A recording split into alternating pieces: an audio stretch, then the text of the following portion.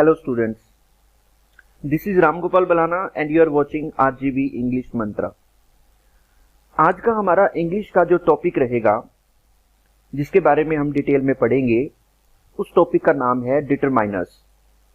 बहुत से विद्यार्थियों ने ये कहा कि डिटरमाइनर्स पे वीडियो बनाओ, इनको करने में कुछ प्रॉब्लम आ रही है, तो उनकी मांग पर ये एक वीडियो डिटरमाइनर्स के लिए मैं विशेषकर 9वीं क्लास के और 11वीं क्लास के विद्यार्थियों के लिए जिनके सिलेबस में ये टॉपिक है उनके लिए बना रहा हूँ। तो उम्मीद है कि आप सभी इस वीडियो को एंड तक देखेंगे और इस वीडियो से लाभान्वित होंगे। तो शुरू करते हैं। डिटरमाइनर्स के जो टॉपिक आज हम कवर करेंगे उसमें है few, a few, the few. Few, a few, the few में क्या अंतर होता है, कहाँ कहाँ हम इनका यूज करते हैं। इसी तरह से little, a little, the little का यूज हम कहाँ करते हैं, सम, एनी, मच, मैनी और मैनी ए।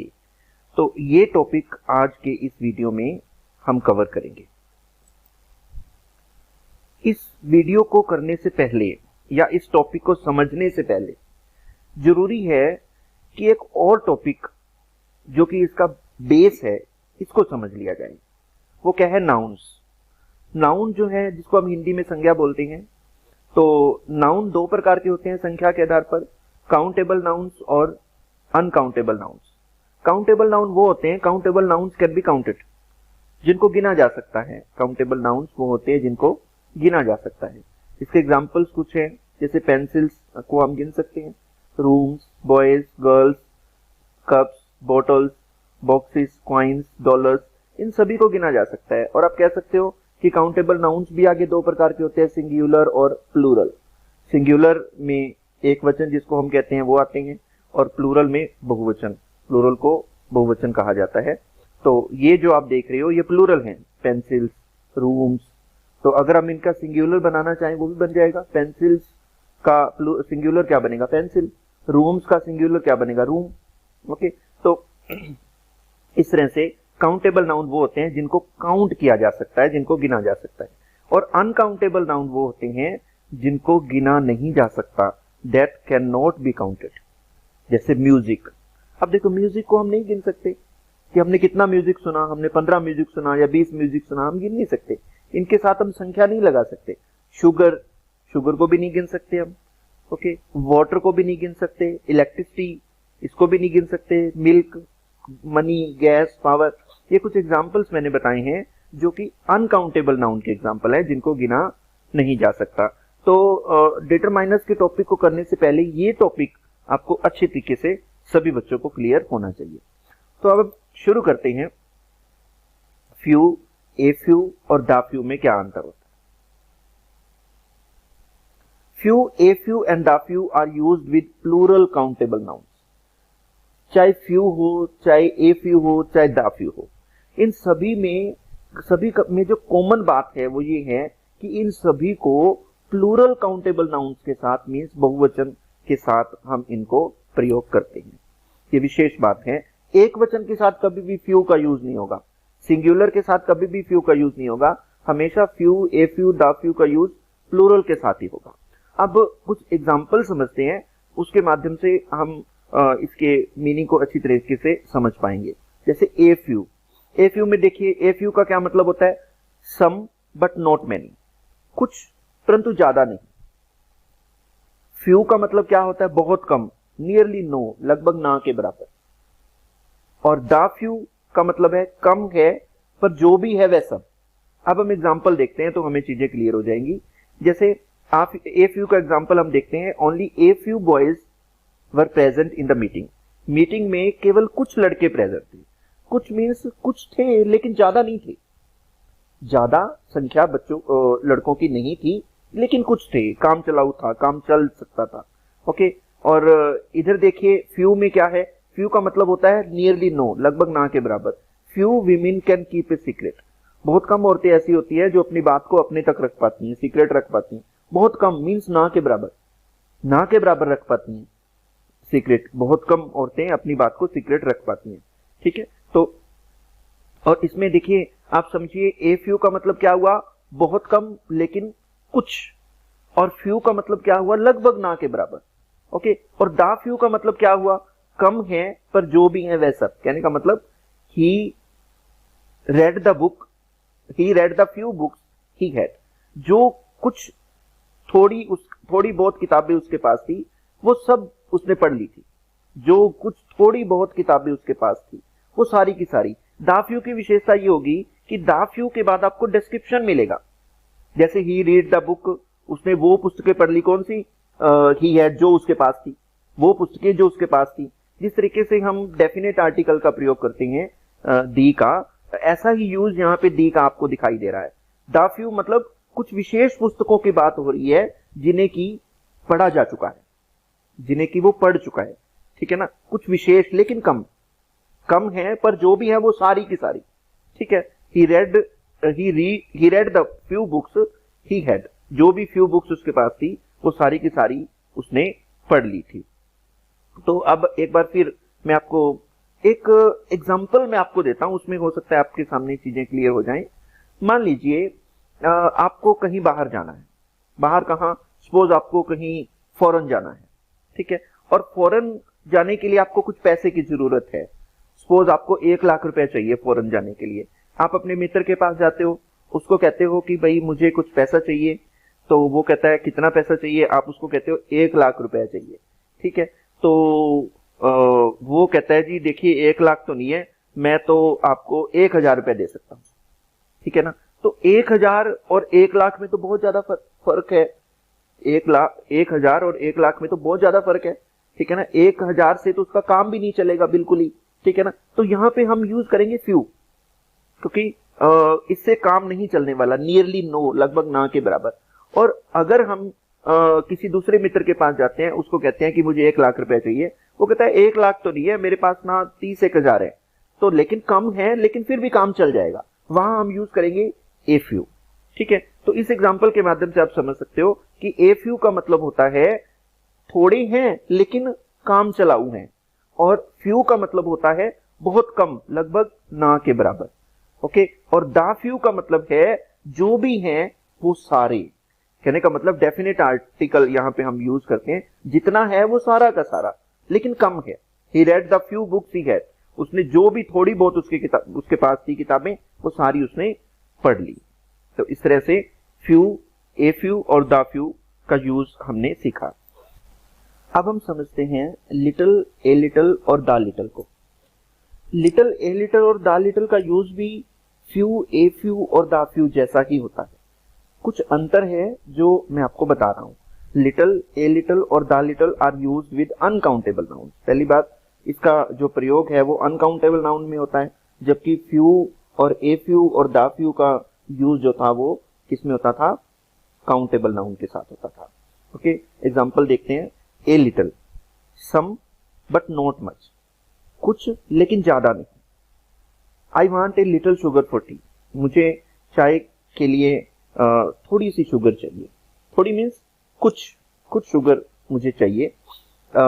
लिटिल बहुत कम, नियरली नो, लगभग ना के बराबर। ही इज ए फूल, वो मूर्ख है, एंड हैज लिटिल सेंस, और उसकी सेंस जो है लगभग ना के बराबर है। नियरली नो है, लगभग ना के बराबर उसकी सेंस है। कैसे पता लग रहा है, क्योंकि वो मूर्ख है, फूल है, तो ही तो उसकी सेंस जो है वो ना के बराबर है, हमने माना।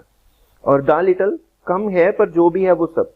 ही spend the little money he had, जो भी थोड़ा पैसा था वो उसने खर्च कर दिया। जो भी पैसा था, किसी स्पेसिफिक पैसे की बात हो रही है, लेकिन वो पैसा बहुत कम है, ठीक है, लेकिन जितना भी है वो सारा का सारा। He spend the little money he had, जो कुछ भी थोड़ा पैसा उसके पास था वो उसने खर्च कर दिया। जब हम किसी विशेष पैसे की बात कर रहे हैं, चाहे वो लिटिल है, लिटिल तो एडजेक्टिव है, तो इसका जब हम यूज कर रहे हैं तो वहां पे हम दी लिटिल का प्रयोग करेंगे।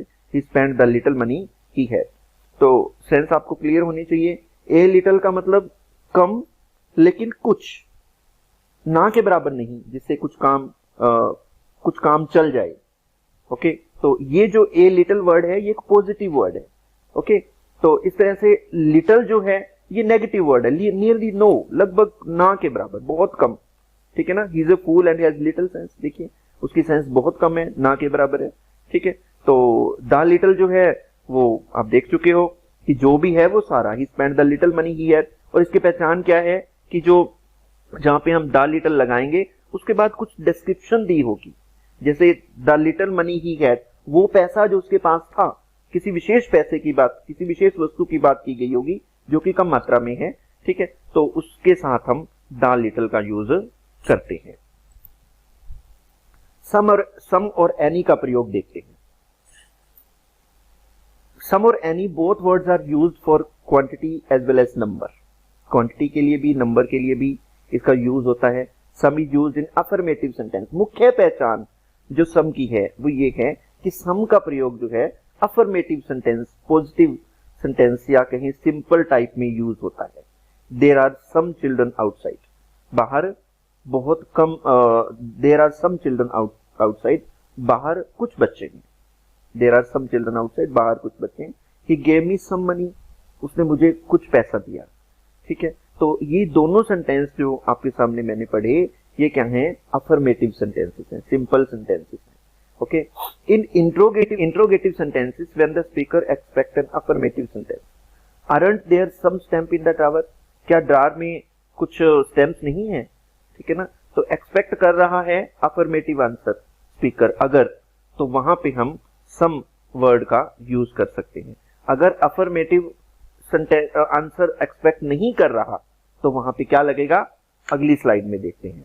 Any is used in negative sentence, any को नेगेटिव सेंटेंस में यूज किया जाता है।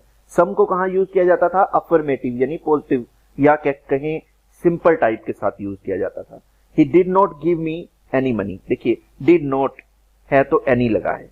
अगर यहां ऐसे होता he gave me some money, अगर गेव होता, डिड नॉट ना होता तो यहां पे सम आता, ठीक है। There is not any oil in the बोतल, अगर नोट ना होता तो क्या आता? There is some oil in the बोतल। तो चीजें आपको क्लियर हो जानी चाहिए।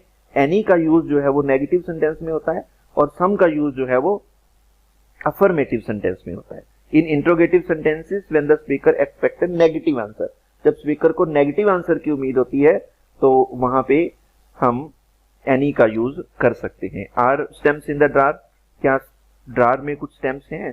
तो अगर उसको नेगेटिव आंसर की उम्मीद है, नहीं की उम्मीद ज्यादा है, तो आप एनी स्टैम्प्स, एनी वर्ड भी यूज कर सकते हो।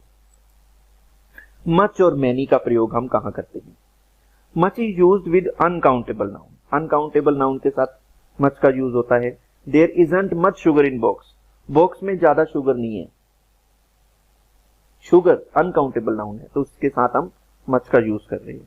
Do not spend too much time on mobile, देखिए टाइम क्या है? अनकाउंटेबल नाउन है और उसके साथ हम मच का यूज कर रहे हैं। Many is used with countable noun, many का प्रयोग काउंटेबल नाउन प्लूरल के साथ होता है।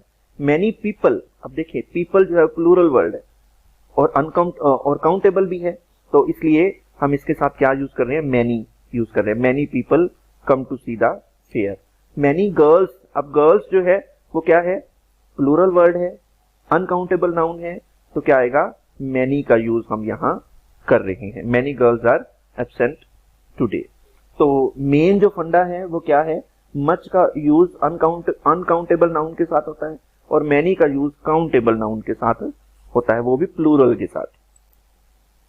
अब मैनी और मैनी ए में क्या अंतर है? कई बार बच्चे कंफ्यूज हो जाते हैं कि सर मैनी और मैनी ए में अंतर समझाइए, तो ये बड़ा कंफ्यूज करते हैं।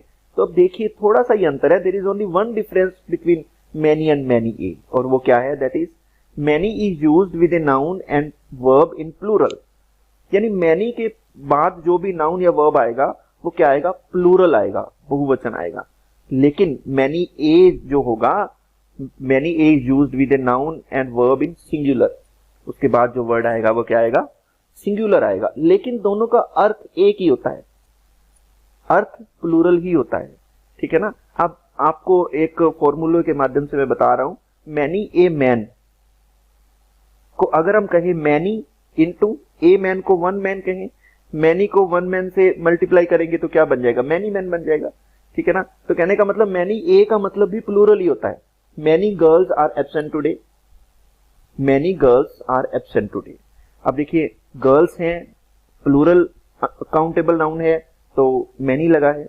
Many a girl is absent today, many a girl का मतलब भी यहां यही है कि बहुत सी लड़कियां यहां आज एब्सेंट है। मैनी ए गर्ल का मतलब भी यही है कि बहुत सी लड़कियां एब्सेंट है। ठीक है ना। लेकिन ध्यान रखिए मैनी ए के बाद जो नाउन है वो सिंगुलर लगेगा। इसी तरह से आप एक और एग्जांपल देखें, उसमें आपको बिल्कुल स्पष्ट हो जाएंगी चीजें। Many a man has tried, बहुत लोगों ने ट्राई किया, but few man have succeeded, परंतु बहुत कम लोग सफल हुए। अब देखिए यहाँ मैनी ए मैन का मतलब एक व्यक्ति नहीं है, मैनी ए मैन का मतलब कई व्यक्ति हैं, प्लूरल नंबर है। बहुत लोगों ने ट्राई किया, but few man have succeeded, बहुत कम लोग उसमें सफल हुए, ठीक है ना। तो इस तरह से मैनी और मैनी ए की कंसेप्ट आपके सामने मुझे लगता है क्लियर हो गई होगी। तो ये वीडियो डिटरमाइनर्स की मैंने आप सभी विद्यार्थियों के लिए बनाई है। उम्मीद है आप विद्यार्थियों को ये जो टॉपिक हैं वो समझ आए होंगे।